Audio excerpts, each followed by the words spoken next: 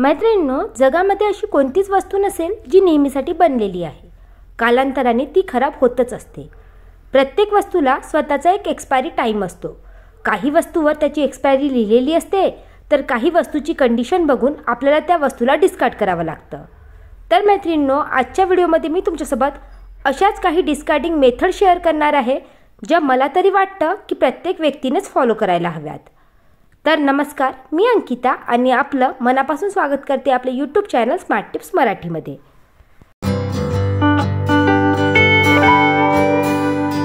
आजकाल प्रत्येकाच्याच किचनमध्ये थोडी ना थोडी नॉनस्टिक भांडी तर असतातच।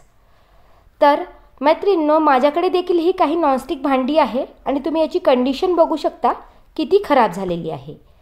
बरेचदा नॉनस्टिक भांडीची कंडिशन खराब असताना देखील आपण त्या वस्तू उपयोगात आणत असतो। बट प्रत्येकालाच माहिती असेल की नॉनस्टिक भांडी आपल्या शरीराला किती हानिकारक ठरू शकतात। जसं तुम्ही इथे पाहू शकता, माझ्याकडे इथे काही नॉनस्टिक भांडी आहे। जसा हा एक लोखंडाचा तवा आहे जो माझ्याकडे एक्स्ट्रा आहे आणि मी याला उपयोगात आणत नाही। या व्यतिरिक्त तुम्ही ही नॉनस्टिकची कढाई बघू शकता।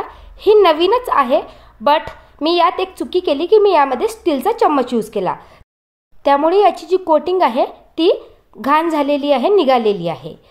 तर तुम्ही पाहू शकता, या वस्तूची कंडिशनच बघून आपण ठरवू शकतो की याचा एक्सपायरी टाइम संपलेला आहे। मग असं जर तुम्हाला वाटत असेल तर अशा वस्तू तेव्हाच्या तेव्हा डिस्कार्ड करायला हव्या। या व्यतिरिक्त जर अशा नॉनस्टिक भांड्याचं लाईफलाईन आपल्याला वाढवायचं असेल तर चुकूनही स्टीलचा चम्मच आपल्याला या भांड्यामध्ये यूज करायला नको। नेहमी वुडन स्पॅच्युलाच यूज करायला हवा। अशा अनयूज वस्तू आपण आपल्या किचनमध्ये साठवून ठेवल्या तर आपल्या किचनची स्पेस देखील कमी होते। या व्यतिरिक्त किचनमध्ये निगेटिव्ह एनर्जी निर्माण होते। तर त्यासाठी तुम्ही ज्या तुमच्या घरातल्या अनयूज वस्तू आहेत त्या वेळ आल्यावर डिस्कार्ड करायलाच हव्या। आता तुम्ही म्हणाल, ही कढई तू का बरं साठवून ठेवली? तर आता दिवाळी येणार आहे, तर मी या कढईपासून काही DIY तयार करणार आहे आणि येत्या व्हिडिओमध्ये तुमच्यासोबत नक्की शेअर करणार। तर त्यासाठीच मी ही कढई साठवून ठेवलेली आहे। त्याचबरोबर तुम्ही हा पाहू शकता, एक वुडन स्पॅच्युला आहे माझ्याकडे, तो देखील मी DIY साठी यूज करणार आहे। आणि जी तुम्ही प्लास्टिकची रवी बघितली ती देखील मी यूज करत नाही, तर ती मी डिस्कार्ड करणार आहे। तर यावेळेस मी एक स्ट्रॉंग डिसिजनच घेतला की आपल्या घरात आपण नॉनस्टिक भांडी यूज करायचीच नाही। बरेचदा आपल्याला प्रत्येकालाच माहिती आहे की ती किती हानिकारक असतात, तरी देखील आपण त्याचा उपयोग करतो। आणि त्यासाठी मी ही अशी काही स्टीलची भांडी बोलवली। इथे माझ्याकडे प्रेस्टिजचा हा स्टीलचा पॅन आहे, त्याचबरोबर ही नॉनस्टिकची कढाई आहे। ही एक स्टीलची कढाई मी मिशोवरून बोलवली होती। खूप चांगली क्वालिटी आहे आणि खूप जास्त महाग देखील नाही। या भांडी व्यतिरिक्त देखील आपल्या किचनमध्ये एक सर्वात जास्त नॉनस्टिक वस्तू यूज होत असते, ती म्हणजे नॉनस्टिक तवा, जो आपण दोशासाठी किंवा उत्तपम चिल्यासाठी यूज करतो। तर त्यासाठी देखील एक चेंज म्हणून मी हा कास्ट आयरनचा तवा बोलवलेला आहे। जवळजवळ 6 महिन्यापासून यूज करत आहे। यावर एक शॉर्ट व्हिडिओ देखील मी बनवला होता, खूप युजफुल आहे। तुम्ही देखील तुमच्या किचनमध्ये हा चेंज नक्की करू शकता।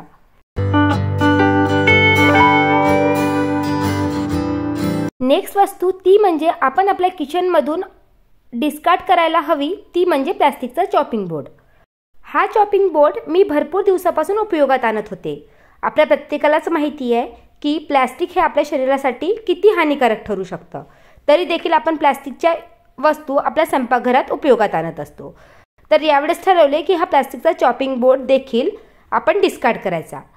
या व्यतिरिक्त आपल्या घरात भरपूर अशा प्लास्टिकच्या वस्तू असतात, त्याला जर मला स्टीलचा ऑप्शन मिळत असेल तर तो ऑप्शन मी ट्राय करायचा। तर पहिले तर मी स्टीलचा चॉपिंग बोर्ड बोलवायचे ठरवले, कारण जो वुडन चॉपिंग बोर्ड असतो ना, त्याला मेंटेनन्स भरपूर लागतो, त्याला नेहमी क्लीन करावं लागतं आणि पावसाळ्यात वगैरे तो वाढला नाही तर त्यावर काळे डाग पडू शकतात। तर त्यासाठी मी स्टीलचा चॉपिंग बोर्ड देखील ऑर्डर केला। बट ऑर्डर केल्यानंतर त्याची क्वालिटी चांगली होती, पण चुकीने जरी तो पायावर पडला तर पायाचा हाडच मोडेल असं मला वाटलं आणि त्यामुळे मी तो रिटर्न केला आणि हा वुडन चॉपिंग बोर्ड बोलवला। यानंतर तुम्ही हे 2 कंटेनर बघू शकता, त्यामध्ये भरपूरशा प्लास्टिकच्या वस्तू मी किचनमध्ये ठेवलेल्या आहे। तर यातल्या ज्या मला उपयोगी वाटेल त्या प्लास्टिकच्या वस्तू मी ठेवणार आहे आणि ज्या मला असं वाटते की ज्या स्वयंपाकघरात यूज होतात खाण्यापिण्यासाठी, तर त्या डिस्कार्ड करणार आहे। तर माझ्या मुलीला स्ट्रॉनी ज्यूस किंवा दूध प्यायची सवय आहे, तर मला यासाठी एक बेटर ऑप्शन शोधायचं होतं। तर मी अशा प्रकारची स्टीलची स्ट्रॉ बोलवलेली आहे, खूप युजफुल आहे आणि त्याला क्लीन करण्यासाठी असा एक ब्रश देखील मला मिळालेला आहे। त्यानंतर नेक्स्ट वस्तू जी आपण आपल्या घरातून डिस्कार्ड करायलाच हवी, जी आपल्या शरीरासाठी खूप हानिकारक आहे, ती म्हणजे प्लास्टिकची बॉटल। तर माझ्याकडे काही प्लास्टिकच्या बॉटल आहेत ज्या मला डिस्कार्ड करायच्या आहे आणि यासाठी देखील मी स्टीलचा ऑप्शन ट्राय करणार आहे। तर इथे माझ्याकडे काही प्लास्टिकच्या बॉटल आहे ज्या खूप जुन्या आहेत, त्या मी डिस्कार्ड करणार आहे आणि काही प्लास्टिकच्या बॉटल एकदम नवीन आहे, त्याची क्वालिटी देखील चांगली आहे, तर ती काही दिवस यूज करणार आहे आणि त्यानंतर डिस्कार्ड करणार आहे। तर तुम्ही देखील जर रेग्युलर बॉटल यूज करायची असेल तर तुम्ही स्टीलचीच ट्राय करा। जसं मुलांना वगैरे टिफिनसाठी आपण वॉटर बॉटल देतो, तर मी तुम्हाला म्हणेल की तुम्ही स्टीलचीच बॉटल यूज करा, लहान मुलांना प्लास्टिकची बॉटल देऊ नका। बट जर एखाद्या वेळेस यूज करायची असेल तर तुम्ही प्लास्टिकची बॉटल देखील ट्राय करू शकता, बट तुम्हाला रेग्युलरमध्ये उपयोगात आणायची असेल तर तुम्ही स्टीलचीच बॉटल यूज करा।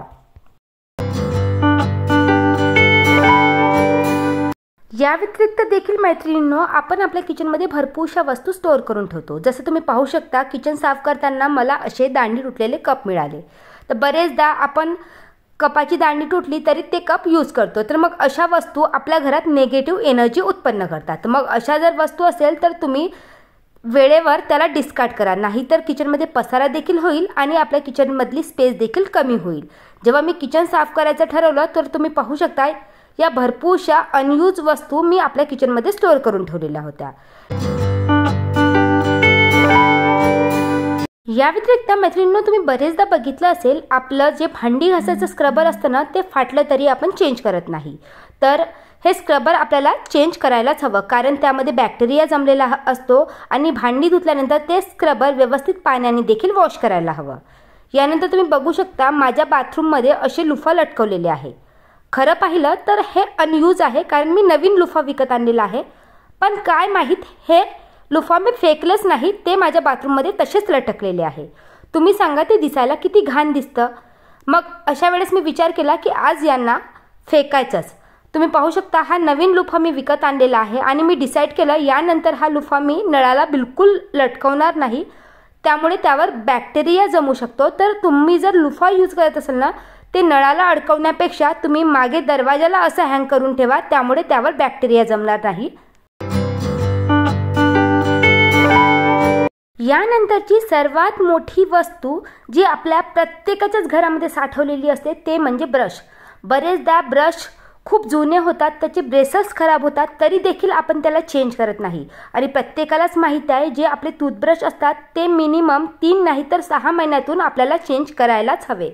या व्यतिरिक्त आपण बरेचदा नवीन ब्रश विकत आणतो आणि जुने ब्रश मात्र त्या बास्केटमध्ये तसेच साठवून ठेवतो, तर ही देखील आपल्याला चुकी करायची नाही आहे। जे जुने ब्रश आहे ते आपल्याला तेव्हाच्या तेव्हा डिस्कार्ड करायचे आहे आणि नवीन ब्रश दर 6 महिन्यातून आपल्याला विकत घ्यायचे आहे।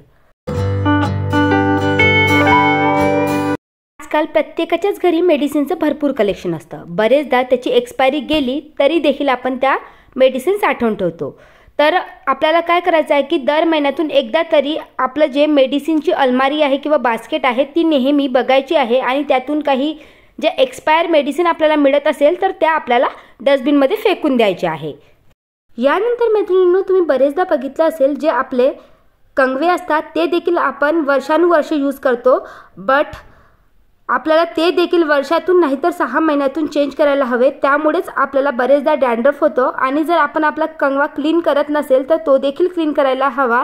त्यामुळे आजकाल हेअरफॉलचा प्रॉब्लेम वाढलेला आहे।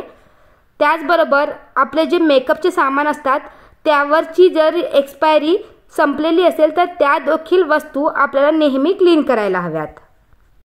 जेव्हा मी विचार केला की घरातल्या जेवढ्या अनयूज वस्तू आहेत त्या आज काढून टाकायच्या, तेव्हा मात्र मी विचार केला नव्हता की एवढ्या अनयूज वस्तू मी स्टोअर करून ठेवलेल्या होत्या, त्यामुळे घरातली जेवढी एक्स्ट्रा स्पेस होती तीही वेस्ट गेलेली होती। त्याचबरोबर आपल्या घरामध्ये निगेटिव्ह एनर्जीचं वातावरण उत्पन्न होतं। या वस्तू क्लीन करता करता मला माहिती पडले की माझी क्लिनिंग देखील झालेली आहे आणि त्याचबरोबर ज्या एक्स्ट्रा वस्तू होत्या ना, ज्यामुळे एक्स्ट्रा स्पेस जात होती, ती स्पेस देखील मला मिळालेली आहे। तुम्ही बघू शकला असेल की पहिले या ड्रॉवरची कंडिशन कशी होती, त्यानंतर माझ्याकडे हे डिस्पोजेबल बॉक्स होते, त्या बॉक्सचा यूज करून हे ड्रॉवर मी ऑर्गनाइज केलं आहे, जेणेकरून ज्या वस्तू आहे ना त्या मला क्लिअरली दिसतील आणि जेवढ्याही अनयूज वस्तू होत्या किंवा अनयूज पेन होते ते मी फेकून दिलेले आहे। त्यानंतर जर आपल्या घरात लहान मुले असतील तर त्यांचा टॉयजचा पसारा भरपूर असतो, तर तुमच्या मुलांच्या जर अनयूज खेळण्या असेल ज्या त्या खेळत नसेल किंवा तुटलेल्या असेल तर त्या डिस्कार्ड करा, नाहीतर काही ज्या खेळण्यात चांगल्या असेल आणि तरी जरी तुमचं बाळ खेळत नसेल तर ते दुसऱ्यांना डोनेट करा। त्याचबरोबर आपल्या घरात सर्वात पसारा करणारी वस्तू म्हणजे जुने कपडे। जर घरात जुने कपडे असेल तर ते दुसऱ्यांना डोनेट करा, नाहीतर त्यापासून काही DIY बनवून घरामध्ये उपयोगात आणा। तर अशाच काही आपल्या शरीराला हानिकारक ठरणाऱ्या तुटल्या फुटल्या वस्तूंचा पसारा आपल्या प्रत्येकाच्याच घरी असतो।